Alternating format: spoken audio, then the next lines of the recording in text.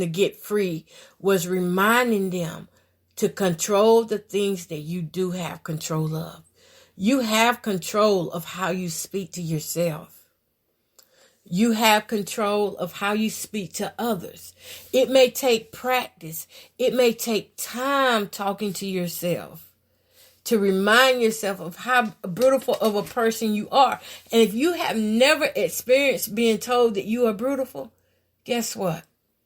Then you look in the mirror and you tell yourself. When I asked that question a while ago, what do you like about yourself?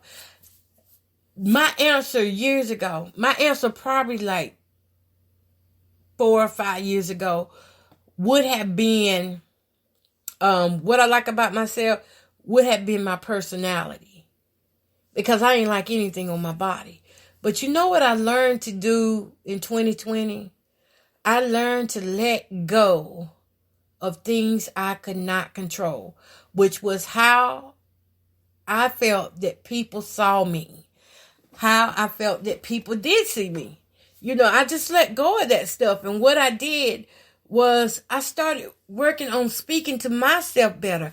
I had to speak to myself better because, listen, ladies, there's always hidden things inside of our heart that we don't know are there until we notice ourselves going downhill because of them.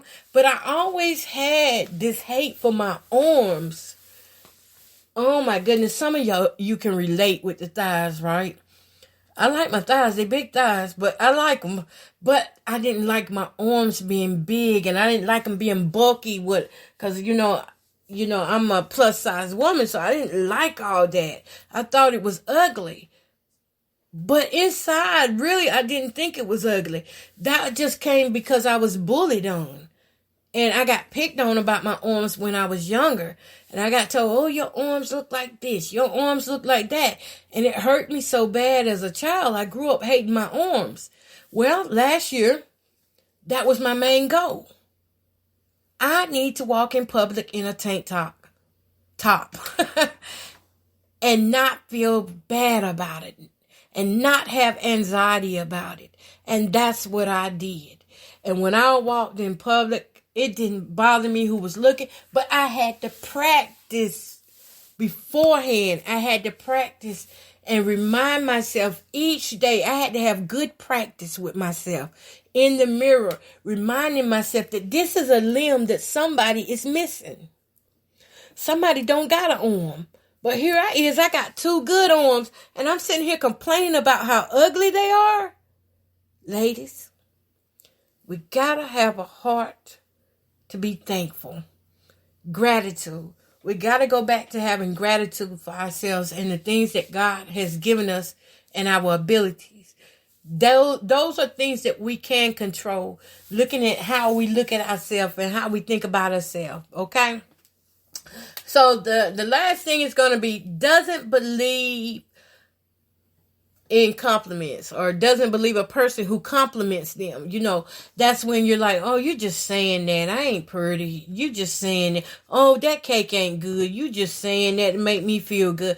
Some people really are complimenting you. Now, come on. If you keep acting like that, what's going to happen is one day you're going to want a compliment and it ain't going to happen, Captain. It ain't going to happen because, you spoke that thing. You got to speak things as they are. You keep speaking negative toward yourself, this is what's going to happen.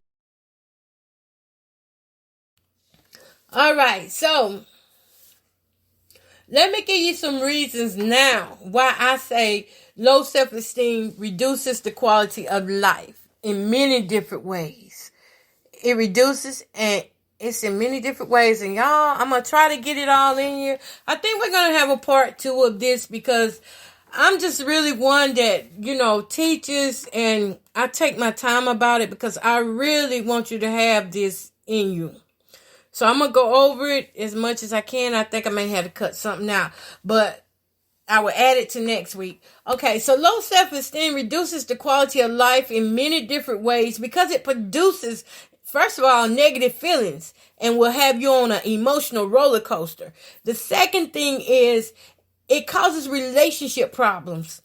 For example, they may Example, a person with low self-esteem may be willing to tolerate all sorts of unreasonable behavior. And how about toxic behavior from partners because they believe they must earn love and friendship, cannot be loved, or they aren't lovable. They may become angry and bully other people because of this. Now you think about it. You're in a relationship and you know this guy's treating you bad. You know, if I would have had healthy self-esteem, I would not have stayed in those relationships I was in. And it takes a lot to walk away from a bad relationship. Don't let nobody fool you and tell you that once you do it, you're done and you can just go on. No, it takes work afterwards. You got to learn you. You got to get all of them up out of you. You got to throw them up out of your mind. You know what I'm saying? In a healthy way. You got to deal with it in a healthy way. Okay, so... But when you have low self-esteem, you'll sit there and you will tolerate that stuff. And everything you do it's going to be conditioned loved. It's not the unconditioned love that God has given us. Okay. Okay. The next thing is how it reduces your quality of life is it will cause you to fear. You will have a fear of trying. You will doubt your own abilities and worth, and you will avoid challenges. You know, I'm talking to myself right now, okay? Because I had got to a point where I had said, I am not dating any more time soon. Because I just met so many men online that was just really just a big turnoff. And you know, so I may have a little esteem issues in that area.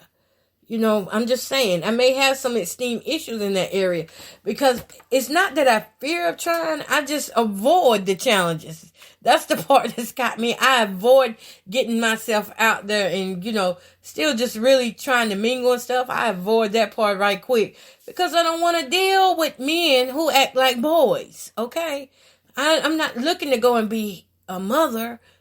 I want to be a lover. All right. Okay, so there's that fear of trying when you have low self-esteem. Okay, the next thing is how it reduces your quality of life.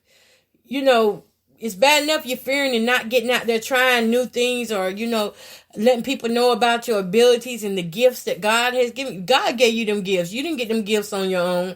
Come on now. Free of judgment, and you avoid activities that involve other people like sports or social events because they are afraid they will be judged negatively. Now, ladies, listen. And I'm talking to myself too. Listen, when our quality of life begins to reduce like that and we become confined in our home, I understand Corona out and everything. But when we just cut social life off, period, we have a problem. We have a problem. So that's one of the things I want you to work on is being more sociable. If you are a person with low self-esteem, it's going to take a lot out of you. But remember what I said. Stay out of your head. Stay out of your mind. When your mind starts playing that negative stuff over and over, I'm going to need you to get up and go do something. Sip a sip of water, or I'm going to need you to take a walk. Or maybe I'm going to need you just to walk in place or maybe jog in place. Do something that is going to give your brain a different experience. Because you need to get out here and live. We need increased quality of life, not decrease. Okay, the next thing is it can reduce your resilience, which means you will basically have low resilience, which means you won't challenge anything in life. And you'll believe that you are worthless and hopeless. One thing I find comfort in is knowing that God has my back. And I want to tell you that God has your back too. You can get up. You can get back up. I know you've been down about 30-some years, but you can get back and try this thing again. Do not be afraid to stand up. Do not be afraid to let God lead you to these green pastures that are out here. It's more pastures than where you're sitting at. It's more pastures than what you have inside of your head, because if you keep in mind, it has not yet entered into your heart the things that God has for you. All of it has not entered into you yet. God has more and more things. He has levels that he wants to take you to. But you've got to get out of your own way. Okay? So be resilient. Even though somebody may remind you or trigger you of something in your past that you've been through, don't stop. Get it. Don't stop. Get up and get it anyway. Whatever God has for you, it may knock you down when somebody puts you down, but you get back up and you get with the program. Do what you got to do. Read your scriptures. Go ahead and pray. Fast. Do what you need to do to get back up. If you got to isolate for a few days, let it be a few days and not months and years, okay? Like if you got to isolate, you go take you a couple of days, 2-3 days to get your head right. And then you get back in the game. You don't let nobody stop you in this thing called life, okay? They're going to trigger you. That's what Satan does. Satan sends people. He has co-workers to remind you to be hopeless. They want to remind you that you are worthless, but that's not how God sees you. And that's not how a lot of people see you. That is one person's point of view. Or it might be 3 or 5. But it's not the entire world. So do not overgeneralize that. Don't put everybody in that same box with the people who hurt you, okay? The next thing is it reduces the quality of life because you stop caring about yourself. There's a lack of self-care. People with low self-esteem, they care so little about themselves. They neglect themselves. And, they even, an example of neglecting themselves and caring little about themselves, they may become drinkers and start drinking too much. Or they may create other destructive habits, and behaviors just to, comfort themselves in not a healthy way. So, on that level, on that note, take care of yourself. Listen. It goes back to what we were taught in school. Oh my goodness, my time is about up. It goes back to what we was taught in school. You eat right. You get you some physical exercise in there. You pray, let God be the priority. You talk with healthy-minded people. You get around people that's growing. You get around spiritual people who can counsel you, who can help guide you and lead you. And you definitely ask for the Holy Spirit. Okay, so y'all, I want to tell y'all these scriptures right quick. And we're going to have to finish this part. We're going to have to finish this next Wednesday. Y'all, it got too good, didn't it? Okay, let's go to John 10:10. And I want to leave you with this because this is something that we need to be reminded of. Okay, it says, the thief comes only to steal and kill and destroy. I have come that they may have life and have it to the full. I am the good shepherd. The good shepherd lays down his life for the sheep. The hired hand is not the shepherd and does not own the sheep. So when he sees the wolf coming, he abandons the sheep and runs away. Then the wolf attacks the flock and scatters it. The man runs away because he is a hired hand and cares nothing for the sheep. So be mindful that when you're around people who want to put you down and stuff, it's because they are wolves in sheep clothing. They care nothing for the sheep. So that means you got to step up and you have to care for yourself. All right. So y'all, that's what I have for you. And your homework assignment is basically to, just go ahead and write a paragraph explaining what it's like to see someone you love living with low self-esteem. And y'all, I have got to go because my time is up. And I have truly enjoyed each and every one of you. And I just want to leave you with this gratitude. Be more thankful versus stuck and ungrateful. There's so much more to life than staying stuck in your own head.